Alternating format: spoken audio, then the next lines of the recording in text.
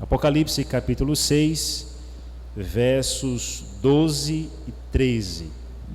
A palavra de Deus, o apóstolo João, diz o seguinte: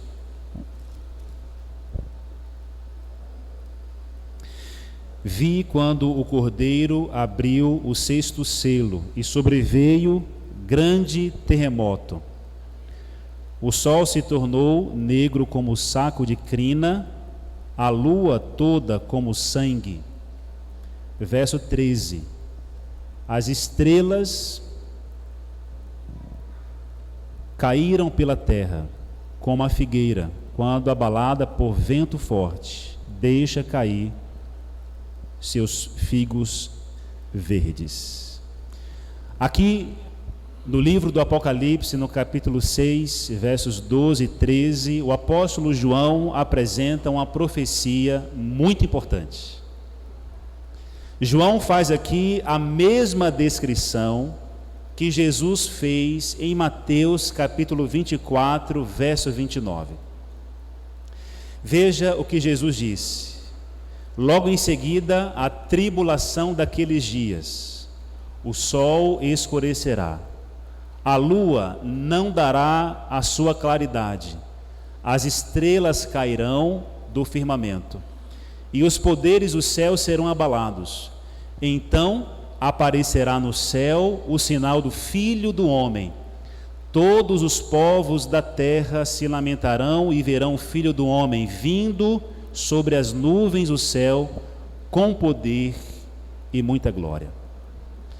Quando Jesus diz essa profecia, ele afirma que essa profecia aconteceria logo em seguida a quê, irmãos? A tribulação. Jesus está afirmando que o escurecimento do sol, da lua e a queda das estrelas aconteceria logo após a tribulação. Lembrando que nós lemos também Apocalipse e João falou, além desses sinais, que haveria também um grande terremoto. Você lembra que nós estudamos ontem que a igreja cristã se uniu ao império, ao Estado. Houve uma união entre a igreja e o paganismo, corrompendo a fé e pisando a lei de Deus. Esse período começou oficialmente no ano 538 depois de Cristo, quando a igreja romana passou a desenvolver mais efetivamente sua supremacia eclesiástica, e o Papa foi reconhecido como cabeça de todas as igrejas.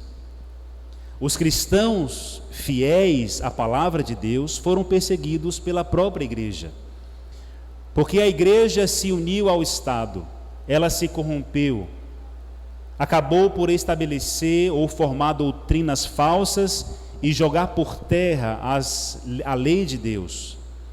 E os cristãos que permaneciam sendo fiéis à Bíblia, à palavra de Deus, foram perseguidos pela própria igreja.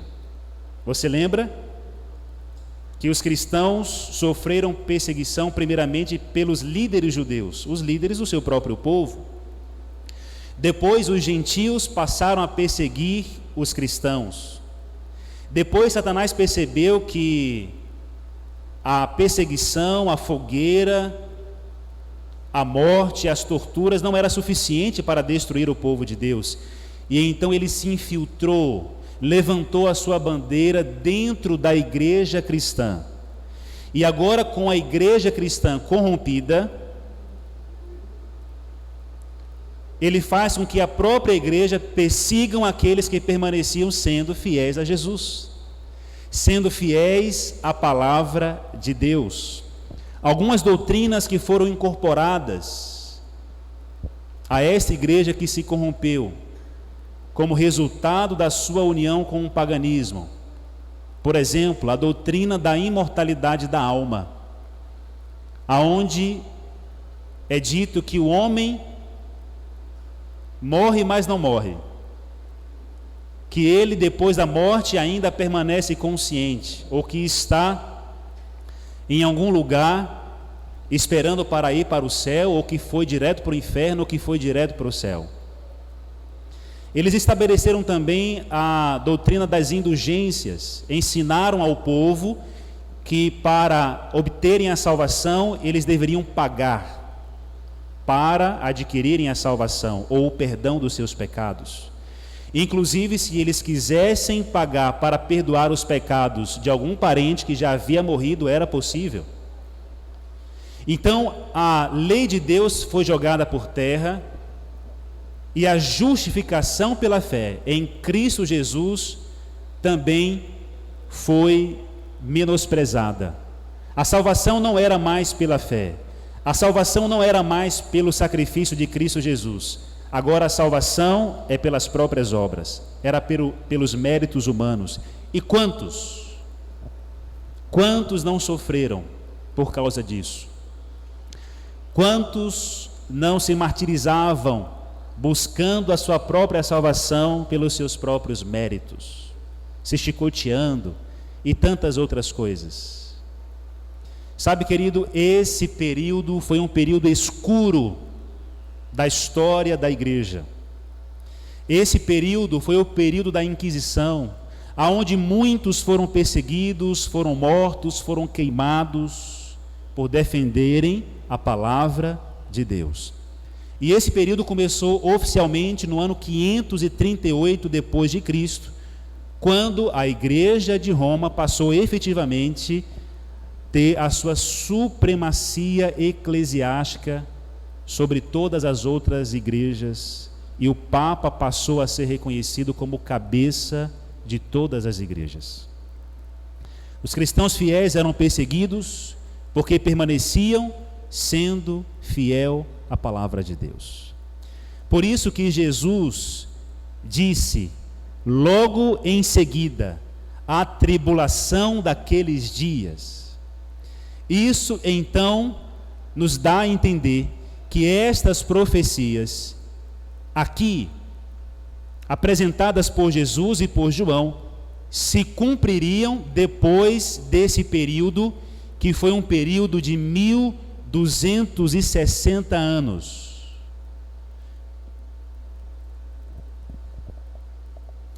E aí, como nós lemos em João, João diz que haveria um grande terremoto.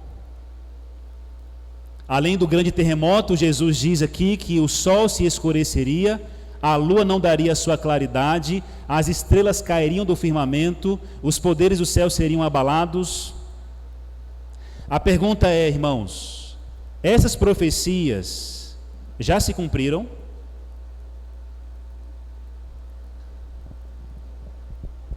Essas profecias se cumpriram. Nós vemos também aqui que o cumprimento dessas profecias, ou dessa profecia, que está num verso só, é um sinal da volta de Jesus, ou antecede a volta de Jesus, porque Jesus fala que após o cumprimento dessas profecias, o quê? Apareceria no céu o sinal do Filho do Homem. Pergunto novamente, essas profecias já se cumpriram? É isso que nós iremos ver hoje. A primeira que nós vimos aqui é que haveria um grande terremoto, como o apóstolo João diz em Apocalipse capítulo 6.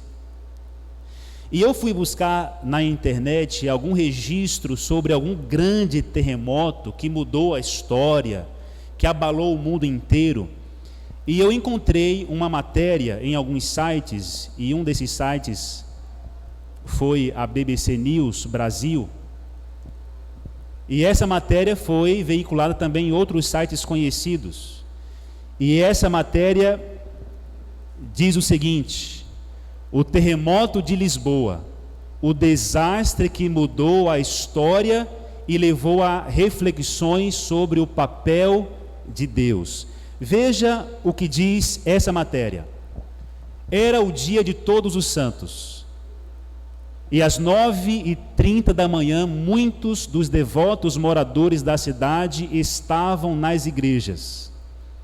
De repente começou a ser ouvido que várias testemunhas oculares, incluindo o reverendo Dave, acreditavam ser o barulho de muitas carruagens. O abalo era um mega terremoto sentido em grande parte da Europa Ocidental e na costa noroeste da África. E continua dizendo: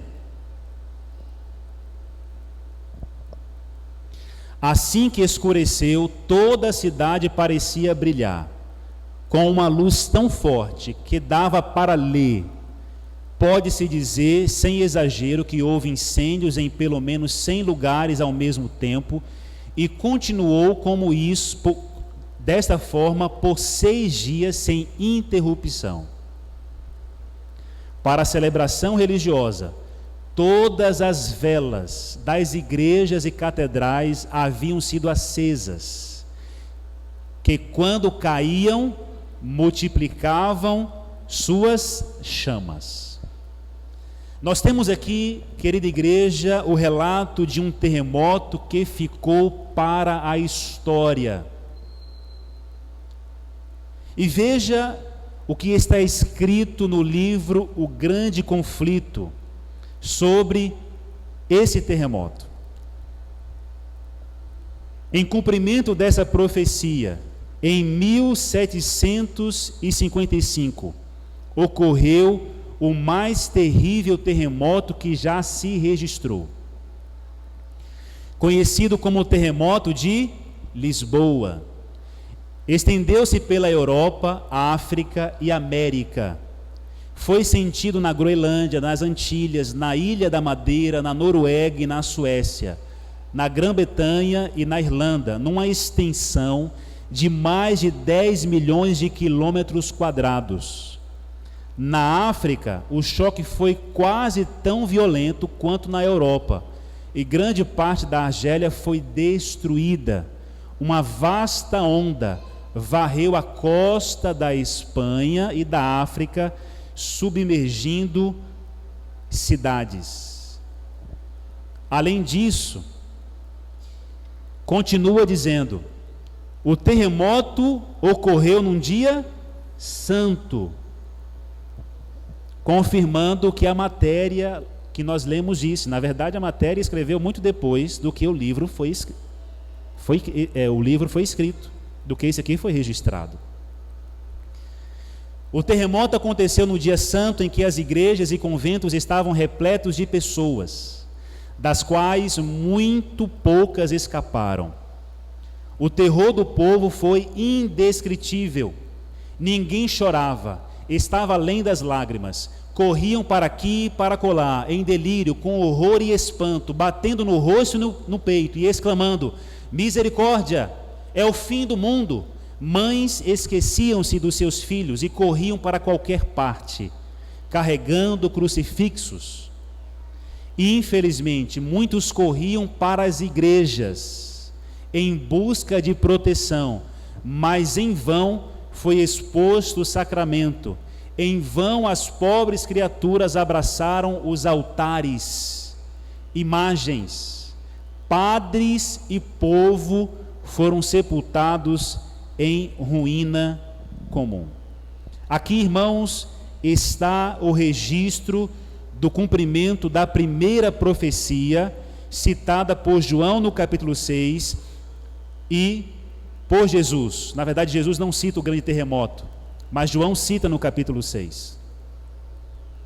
Nós temos aqui o registro que você pode encontrar na internet, mas o livro O Grande Conflito já havia registrado isso há muitos anos atrás. Cumprimento da profecia de Cristo. Quando que esta profecia se cumpriu?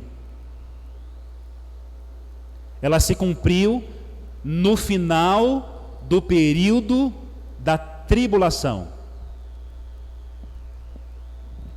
Agora vamos ver o cumprimento da segunda profecia, que é o escurecimento do sol e da lua. Essa profecia já se cumpriu. Jesus disse que o sol escureceria e a lua também não daria a sua noite. O que diz o livro Grande Conflito sobre o cumprimento da profecia do escurecimento do sol e da lua?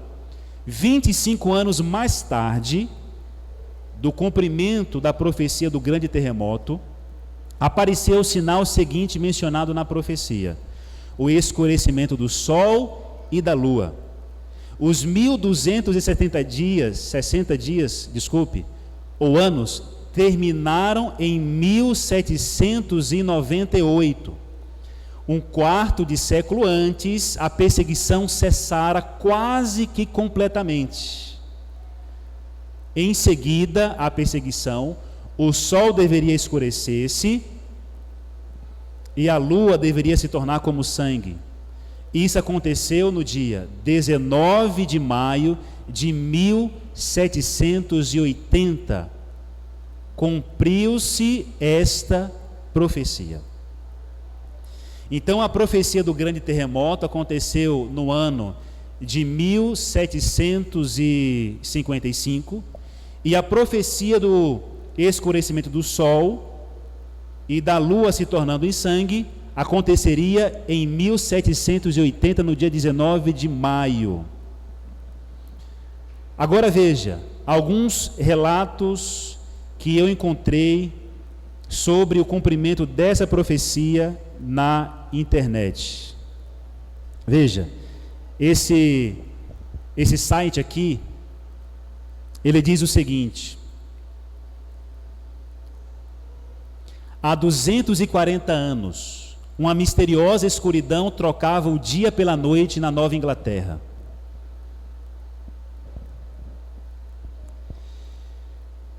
Você pode pesquisar na internet, você vai encontrar vários registros sobre esse acontecimento, que foi conhecido como o Dia Escuro. Irmãos, testemunhas disseram que velas foram necessárias para enxergar em pleno meio-dia. O pico da escuridão foi notado ao meio-dia, começou de manhã cedo, o pico da escuridão ao meio-dia, e só foi terminar à noite. Testemunhas da época relataram este acontecimento. Além disso, nós temos no Grande Conflito uma outra citação que fala sobre esse acontecimento. Temor, ansiedade e pavor encheram gradualmente o espírito do povo. Mulheres ficavam à porta olhando para a escura paisagem. Os homens voltavam de seus labores no campo. O carpinteiro deixava as suas ferramentas, o ferreiro a forja, o negociante o balcão. As aulas eram suspensas. As crianças, tremendo, fugiam para casa. Os viajantes acolhiam-se nas fazendas mais próximas. O que será? Inquiriam todos os lábios e corações. Disse-ia que um furacão estivesse prestes a precipitar-se sobre o país, ou fosse o dia da consumação de todas as coisas. A profecia da lua como sangue se cumpriu também no mesmo dia do escurecimento do sol. Depois da meia-noite, as trevas se desvaneceram e a lua, ao tornar-se visível, tinha a aparência de sangue, como foi dito em Apocalipse 6 e Mateus também, capítulo 24. Além disso, o Grande Conflito fala sobre o dia 19 de maio, que foi uma figura na história, ficou registrado na história como o dia escuro. Desde o tempo de Moisés, nenhum período de trevas de igual densidade, extensão e duração fora registrado. A descrição oferecida por testemunhas oculares não é senão um eco das palavras registradas por Joel cerca de 2.500 anos antes. O sol se converterá em trevas e a lua em sangue, antes que venha o grande e terrível dia do Senhor. Amém, irmãos? mas ainda falta uma profecia. Qual é ela? A profecia da queda das estrelas. Lembra que Jesus disse também que haveria a queda das estrelas? Vamos ver o que o livro do Apocalipse apresenta sobre esta profecia. Eu encontrei também uma reportagem sobre este acontecimento que diz o seguinte: o fim do mundo em uma chuva de estrelas, é o título dessa reportagem. Imagine acordar de madrugada com gritos desesperados e luzes estranhas iluminando o seu quarto. Você abre a janela e vê um tumulto nas ruas, enquanto no céu centenas de estrelas parecem despencar na direção da terra como bolas de fogo. Foi mais ou menos isso que os habitantes do hemisfério norte do continente americano experimentaram nas noites de 12 e 13 de novembro de 1833. Ou seja, alguns anos depois do cumprimento da última profecia, no ano de 1780, 53 anos depois, né? Esta profecia, querida igreja, teve cumprimento surpreendente e impressionante na grande chuva meteórica do dia 13 de novembro de 1833. O Espírito de Profecia confirma isso, afirma isso. Aquela foi a mais extensa e maravilhosa exibição de estrelas cadentes que já se tem registrado. Achando-se então o firmamento inteiro sobre todos os Estados Unidos durante horas, em faiscante comoção neste país, desde que começou a ser colonizado, nenhum fenômeno celeste já ocorreu que fosse visto com tão intensa admiração por uns, ou com terror e alarme por outros. Sabe, querido irmão, meu querido amigo, estes sinais no sol, na lua, nas estrelas, na terra,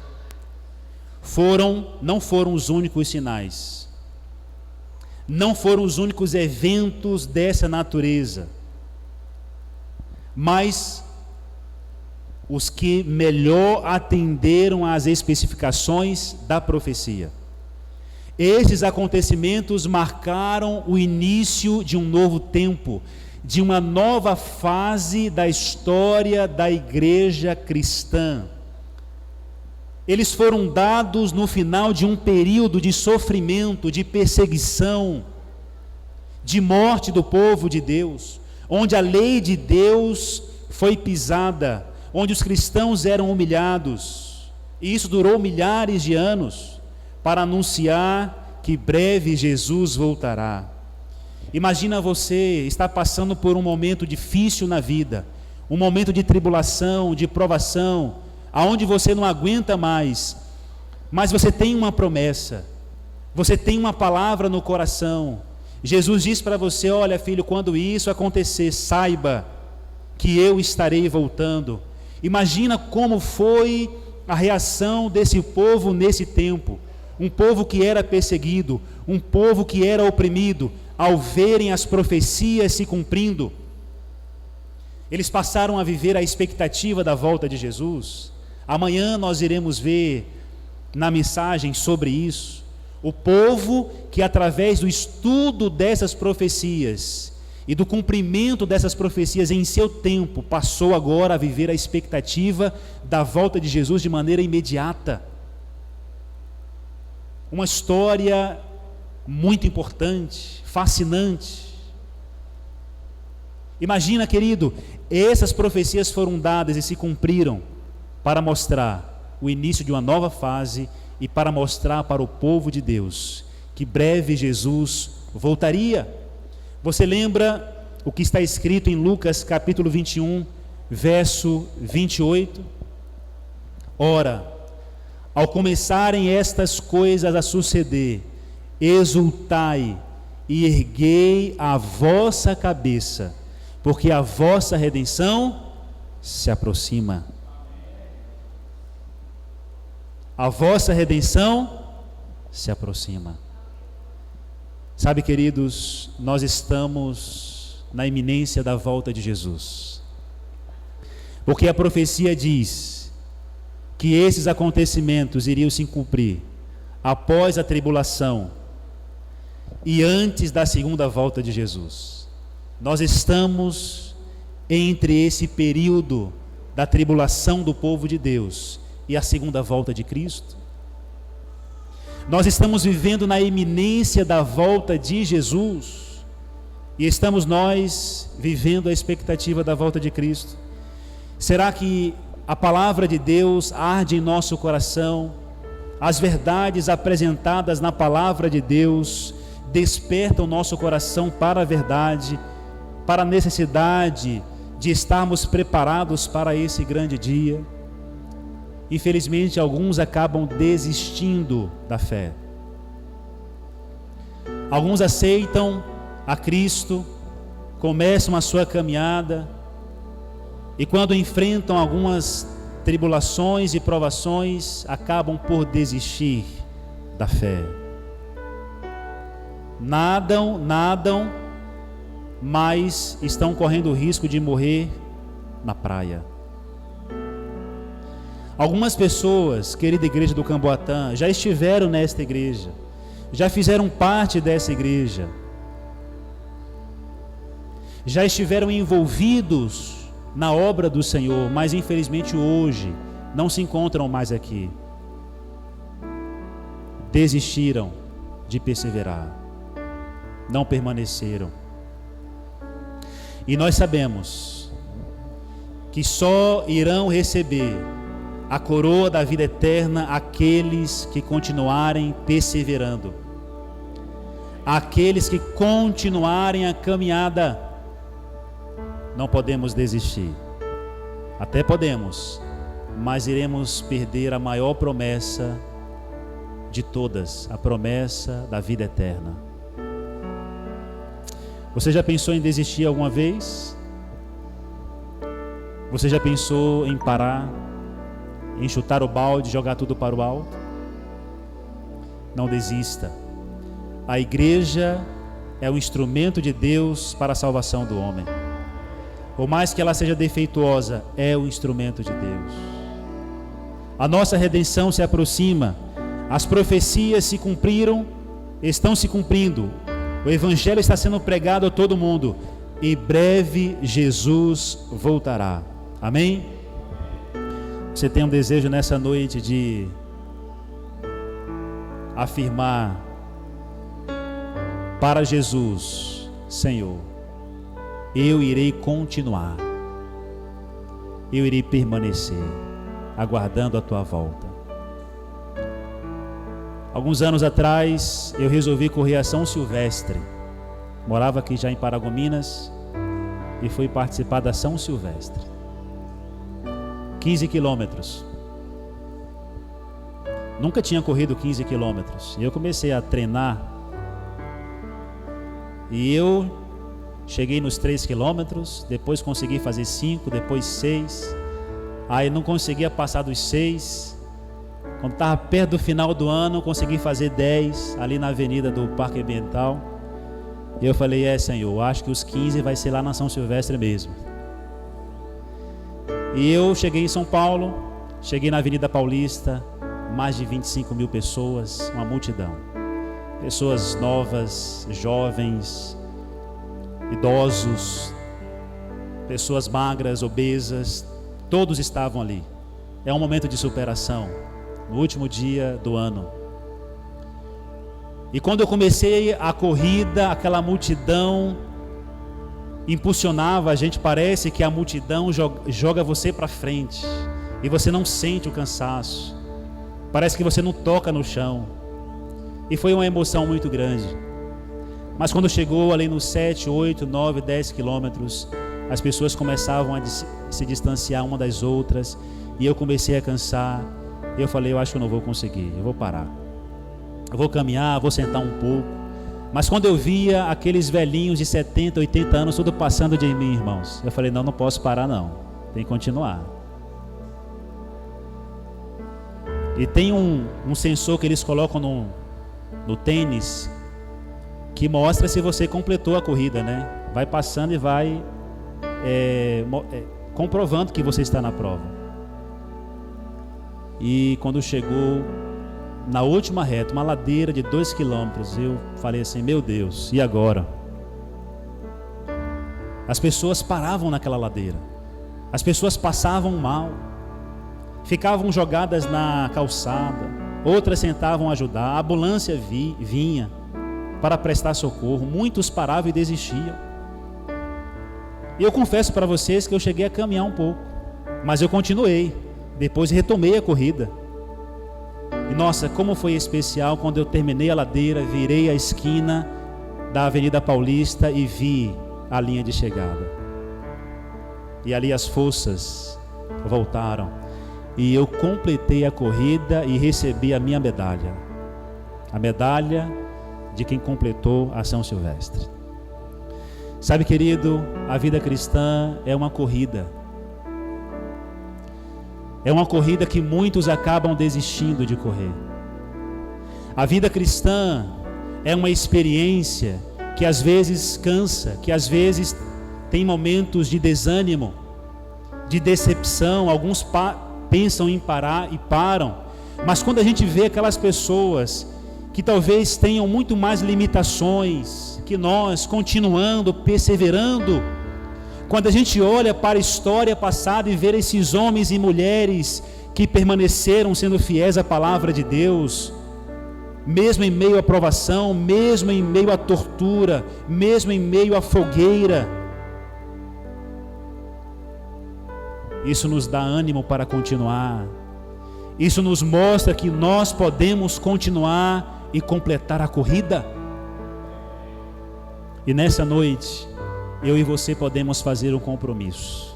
Senhor, eu quero permanecer até o fim. E quando você cruzar a linha de chegada das mansões celestiais, você não irá receber uma medalha. Não haverá um sensor no seu tênis, no seu calçado para mostrar que realmente você chegou lá. Não. Deus estará lá para te receber. Ele saberá que você completou a carreira, que você perseverou.